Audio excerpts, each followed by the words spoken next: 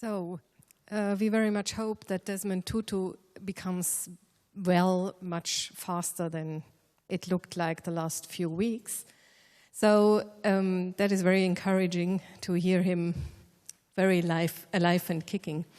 So our next point on the agenda is an insight into a decarbonization project. I hope I do not promise too much.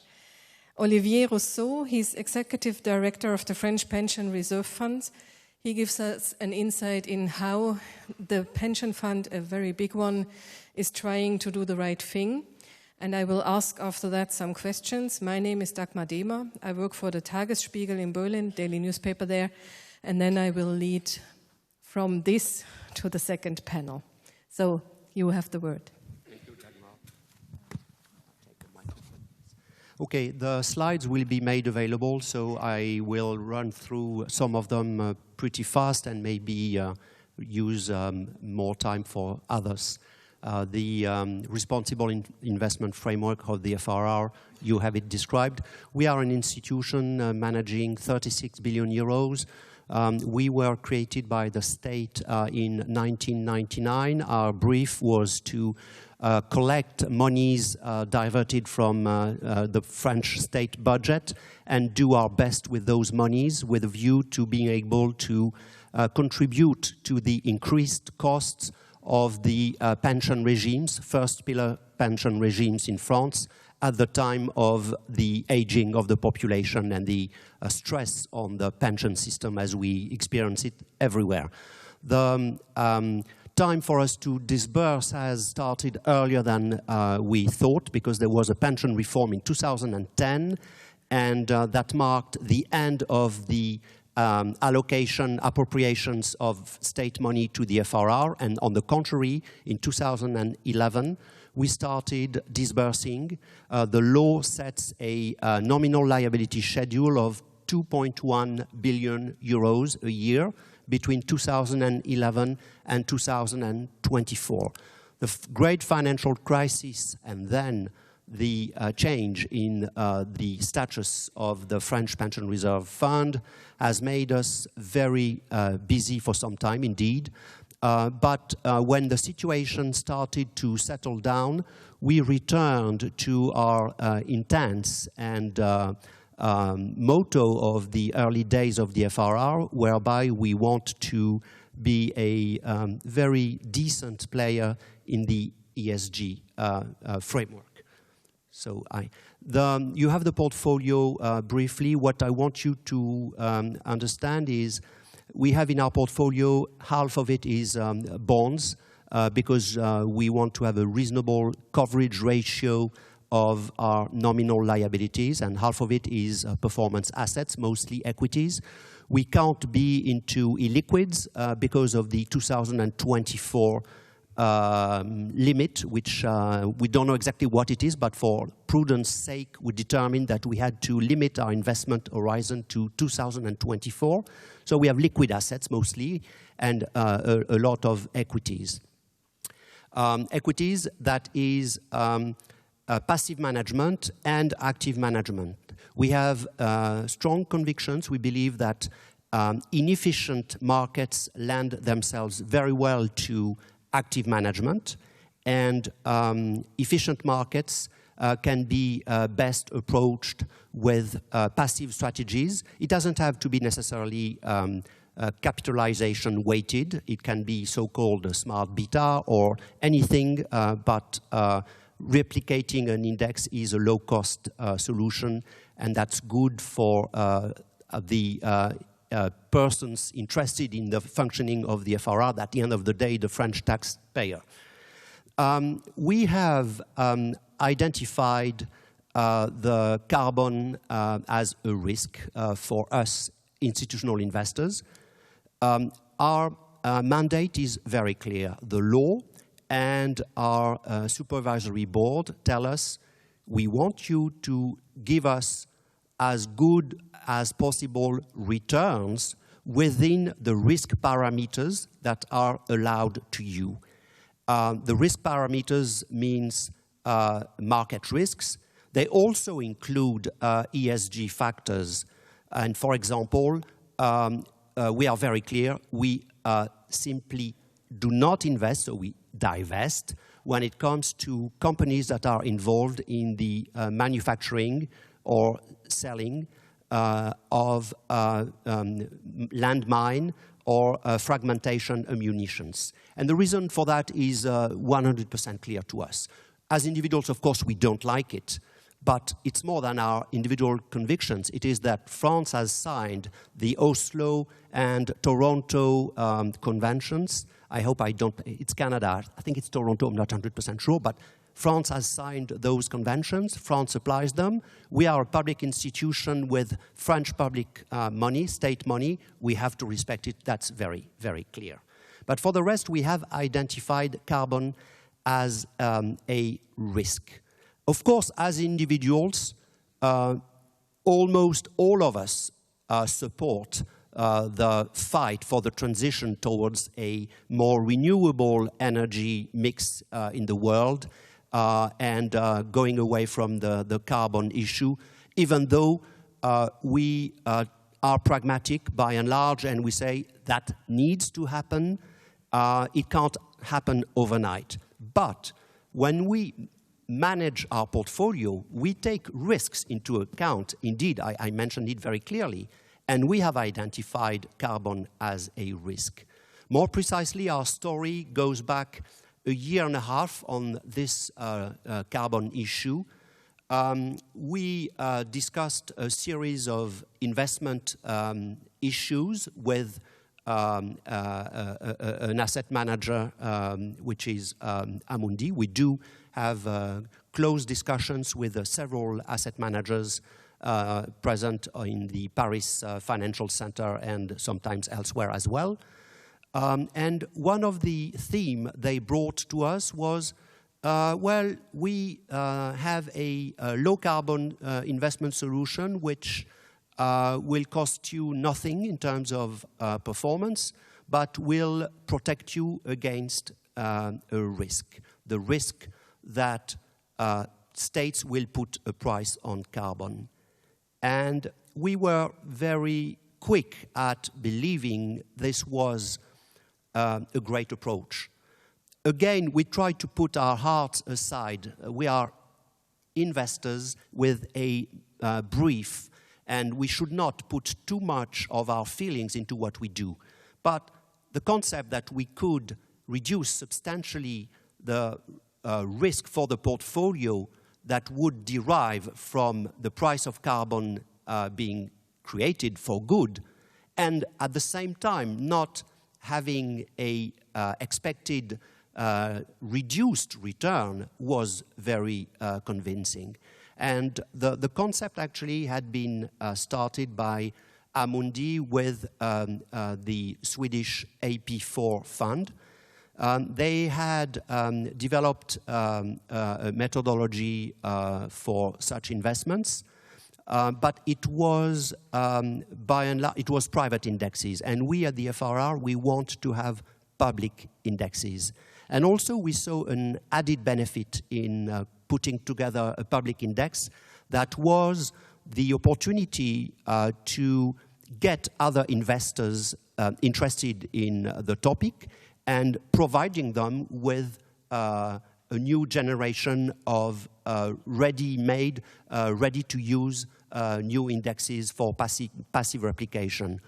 What was new in our work, which we carried out, AP4, Amundi, and MSCI, and us, what was new was not just doing public indexes. It was also going second generation. I don't want to brag too much, but we say it's second generation in that sense that we have the target of reducing the carbon emissions, which we define as CO2 emissions per dollar of turnover for each company. But we also wanted to address the issue of stranded assets. And so saying that a company having large fossil reserves in its portfolio is a more dangerous company than one not having such reserves. We used a two-pronged filter where we do a first screening, which is emissions. So I said to you, we define it as CO2 emitted per dollar of turnover. Actually, it's a best-in-class approach where we only eliminate the 20% worst offenders, but we do not want to end up with one sector totally divested. We want each sector to be represented with at least 70% of its market cap. So energy, you have at the minimum 70% of the market cap which is present. Materials, utilities, that is the same. Then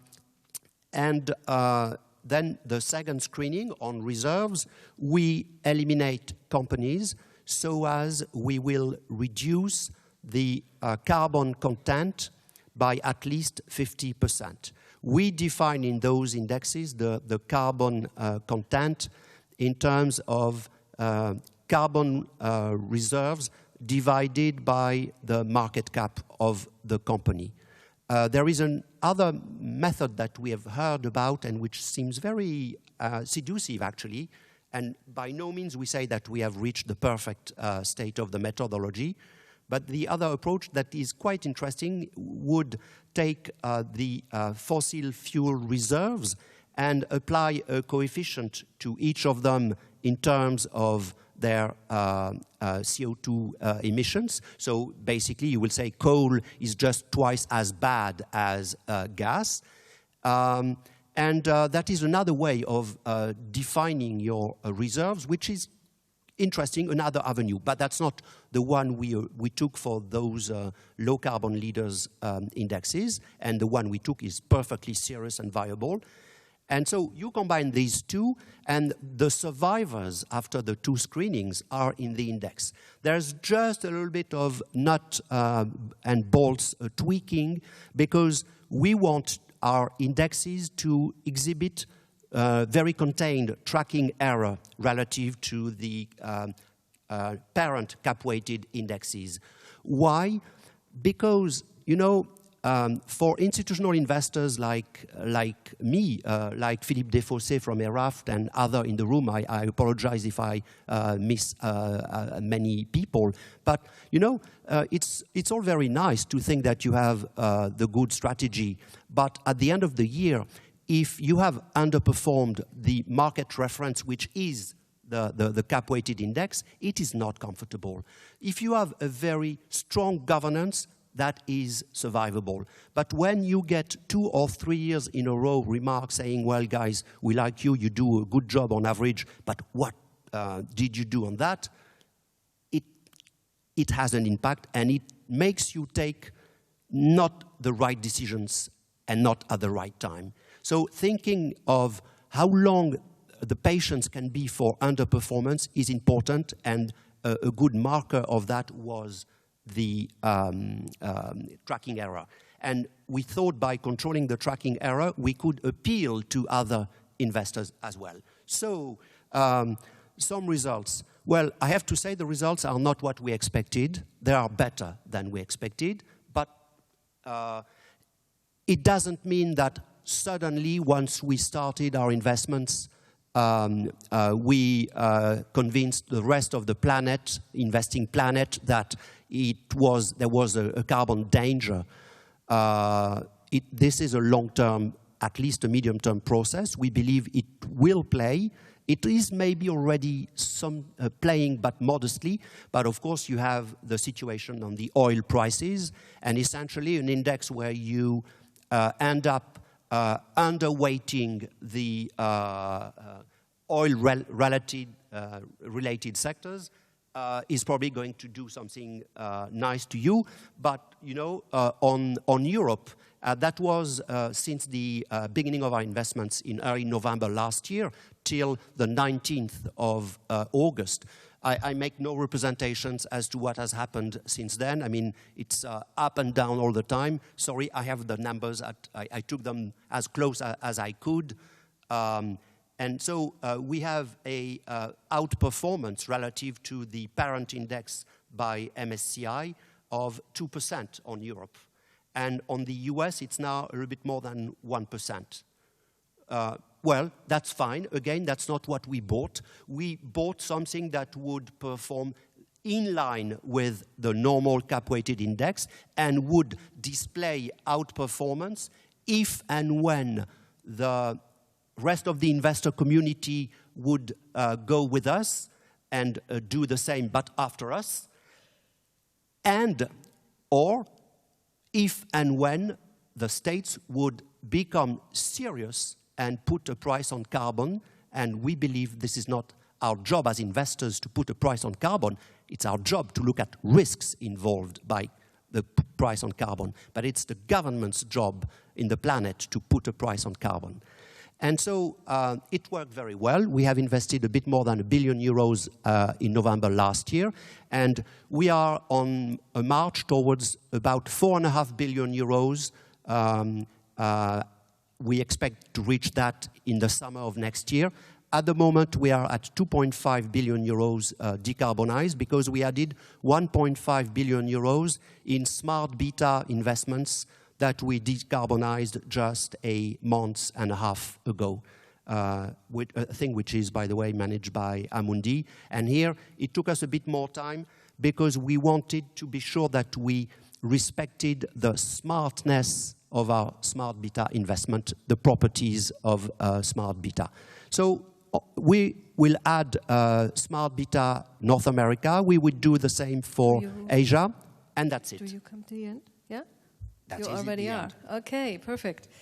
I cannot extend that long, but the question that is still a bit open for me is how do you now weigh the risk, the carbon risk for your portfolio with your new method? So how much carbon is weighing in still? Do you know that? And how do you account for it? Yes, we have made... Oh, sorry, Mr. Larsen is in the room. We have made the footprint, the carbon footprint of our portfolio. Last year, we went very traditional with true cost. It's not the only potential provider, but we, for a number of reasons, we choose them. And those results showed that we were about 12% below our reference portfolio in carbon. And indeed, the fact that we had converted a bit more than €1 billion of our portfolios from cap-weighted traditional investments into low-carbon leaders did help. But there is another thing which helps. We are invested in emerging markets, and we have switched very significantly out of cap-weighted indexes and into active management and smart beta management. And each time you do that, you reduce your carbon footprint because the indexes on emerging markets, they are full of Gazprom, Petrobras. The indexes are super dirty. So as soon as you depart from those indexes, chances are that you will reduce your carbon footprint. We knew that. That was a desired aspect of our strategic shift. Of course, we expect a substantially better number at the end of this year because of the new decarbonization efforts that we have done. Okay. Thank you very much, Olivier Rousseau. If I extend that, we probably cannot discuss with the panel, and I have to push the questions behind, otherwise we have no chance to get through. So thank you for now.